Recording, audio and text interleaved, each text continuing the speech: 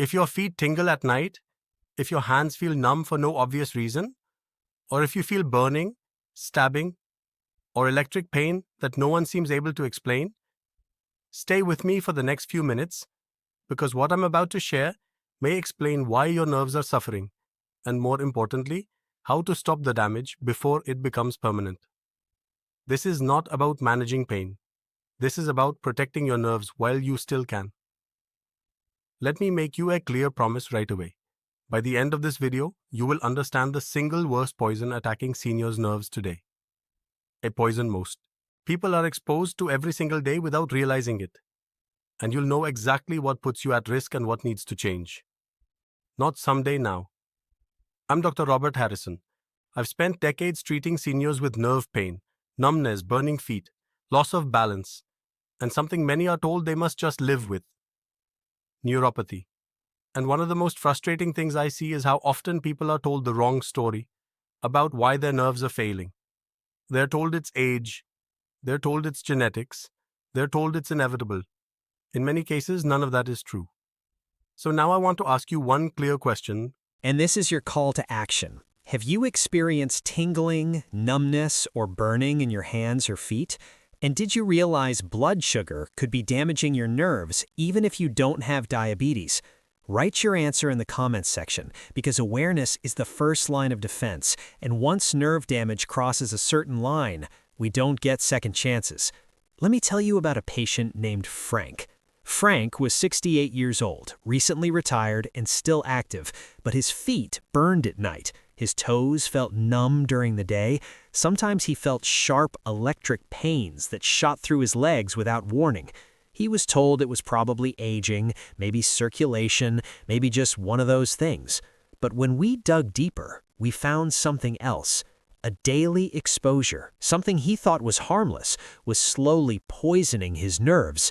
When we removed it, the damage didn't reverse overnight, but it stopped getting worse, and that changed everything for him. Here's the open loop I want you to hold on to. What was that poison? And how many seniors are unknowingly feeding it every single day? To answer that, you need to understand something fundamental about nerves. Nerves are living tissue. They're not wires. They're delicate structures that rely on oxygen, nutrients, and stable internal chemistry to function. Unlike skin or muscle, nerves heal very slowly. That means damage accumulates quietly over time. Long before you feel pain, tingling, or numbness, your nerves may already be under attack. Now, here's where things start to get uncomfortable. The worst poison devouring seniors' nerves is not something dramatic like industrial chemicals or rare toxins. It's not even alcohol by itself. The worst poison is something far more common, something many seniors are encouraged to consume regularly. The worst poison destroying your nerves is chronic blood sugar toxicity, and this is critical to understand. You do not need to have diabetes for blood sugar to destroy your nerves. You only need repeated spikes, and millions of seniors experience those spikes every day without knowing it. When blood sugar rises too high, sugar molecules attach to nerve fibers and the tiny blood vessels that feed them. This creates inflammation, oxidative stress, and damage to the protective coating around nerves. Over time, nerves lose their ability to send clean signals. That's when tingling starts, then numbness, then burning, then pain, then loss of balance. One of the biggest myths in senior health is that neuropathy suddenly shows up. It doesn't. It develops silently, often for years, while the poison keeps working in the background. Let me ask you something important. Have you ever been told you're borderline diabetic or pre-diabetic, or told your blood sugar is a little high but not too bad? That's often where nerve damage begins. In fact, studies now show that pre-diabetes causes nerve damage almost as often as full diabetes. The difference is that most people with pre-diabetes don't know they have it. Now, I want to pause here because this is where many people say, "But I eat healthy." And I believe you. Most of my patients believe that too. That's the problem. The poison is not obvious. It hides inside foods and habits that sound healthy on the surface. Let me walk you through how this poison works step by step. You eat something that spikes blood sugar. Your body releases insulin to push that sugar into cells. Over time, cells become resistant, sugar stays in the bloodstream longer. Nerves, especially the long nerves in your feet and hands, are exposed to toxic sugar levels again And again, the tiny blood vessels that feed those nerves become damaged. Oxygen delivery drops. Nerves slowly starve. And because this happens gradually, people don't connect the dots. They say things like, "It came out of nowhere," when in reality, it's been building for years. Here's another open loop. If blood sugar toxicity is so damaging, why don't all seniors with high sugar get neuropathy? The answer is exposure frequency, duration, and nerve resilience. Some nerves tolerate abuse longer than others, but once damage crosses a certain threshold, symptoms appear, and they often accelerate quickly. Now let's talk about where this poison comes from in daily life. The first major source is liquid sugar. Fruit juice, sweetened coffee drinks, sports drinks, even so-called healthy smoothies. Liquid sugar enters the bloodstream extremely fast because there's no fiber to slow it down. That creates sharp spikes that directly harm nerves. Seniors are often told juice is easy nutrition. In reality, it's one of the fastest ways to poison nerves. The second major source is refined carbohydrates eaten alone. Bread, cereal, crackers, rice, pasta, especially when eaten without protein or fat. These break down into sugar quickly. Seniors are often advised to eat easy-to-digest foods, but easy digestion often means rapid sugar release. That sugar has nowhere to go except into the bloodstream and onto nerve tissue. The third source is constant snacking. When insulin stays elevated all day, nerves never get a break. There's no recovery window. This is why grazing is especially harmful for nerve health. Nerves need stable conditions to survive. Constant sugar exposure keeps them inflamed. Now here's a piece most people never hear. Some medications can quietly worsen nerve damage by interfering with nutrient absorption, especially B vitamins. Certain acid-blocking medications, diabetes drugs, and cholesterol medications can deplete B12 over time. B12 is essential for maintaining the protective coating around nerves. Without it, nerves become fragile and misfire. Let me tell you about Susan. She had numb feet for years. Doctors blamed aging. When we tested her nutrient levels, she was severely deficient in B12. The cause wasn't her diet, it was a medication she had taken faithfully for years. Once corrected, her nerve damage stopped progressing. Not reversed, but stopped, and that made all the difference. Neuropathy is rarely caused by one thing alone. It's usually a combination of blood sugar toxicity, inflammation, nutrient depletion, and poor circulation. But blood sugar toxicity is the accelerant. It's the gasoline on the fire. This matters because nerves have a tipping point. Early damage may cause tingling or numbness. Later damage causes pain, balance problems, falls, and loss of independence. Once nerves die, they are extremely difficult to regenerate. That's why stopping the poison early is so critical. Here's the part I want you to hear clearly. Neuropathy is not always reversible, but in many cases it is preventable from getting worse, and that alone can preserve your quality of life. Which brings us to the most important question, and this is where part 2 begins.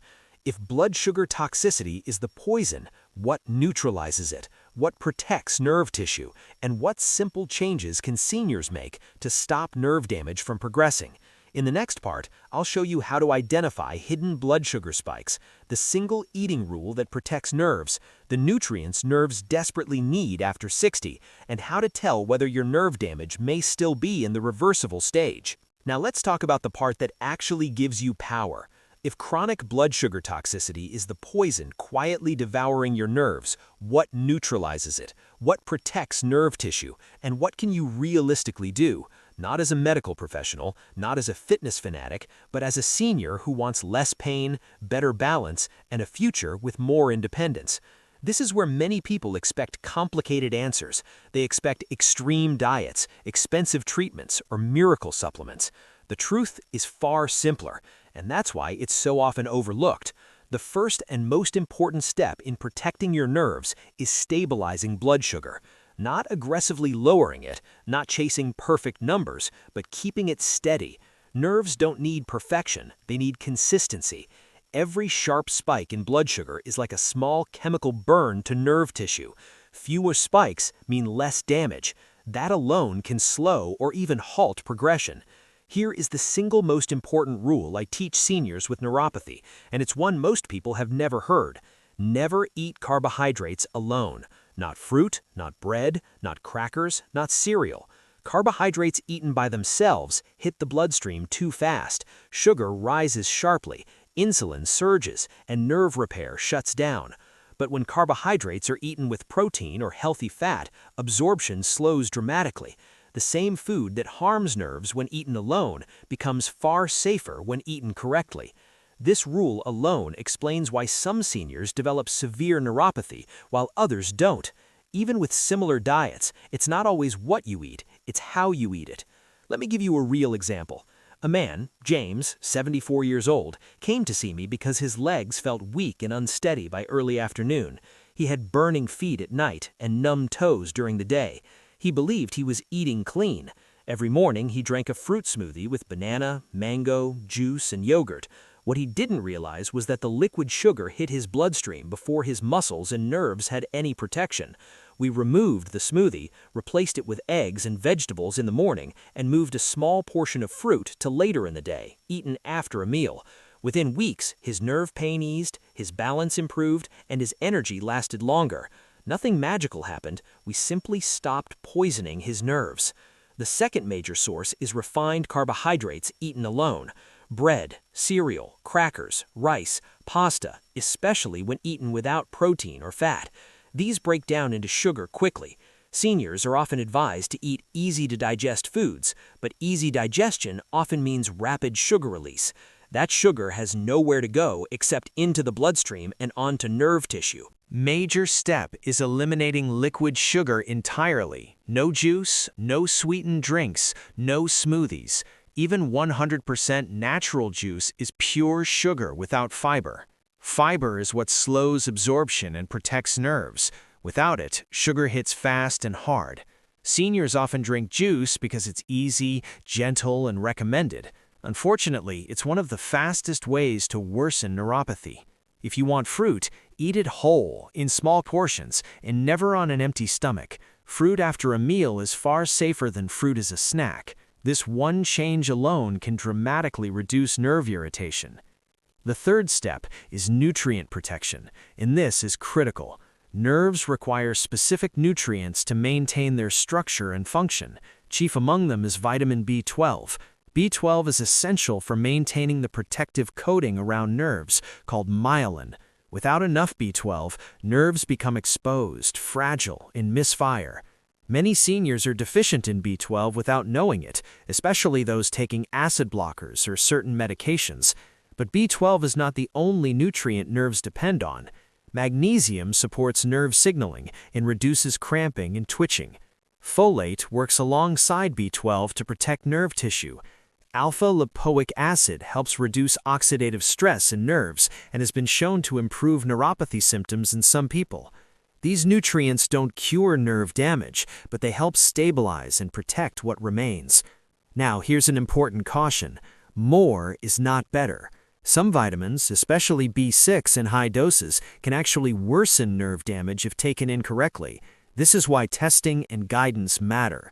Guessing can be harmful. The fourth step is reducing chronic inflammation. Inflammation sensitizes nerves and amplifies pain signals. It turns mild nerve irritation into severe burning or stabbing pain.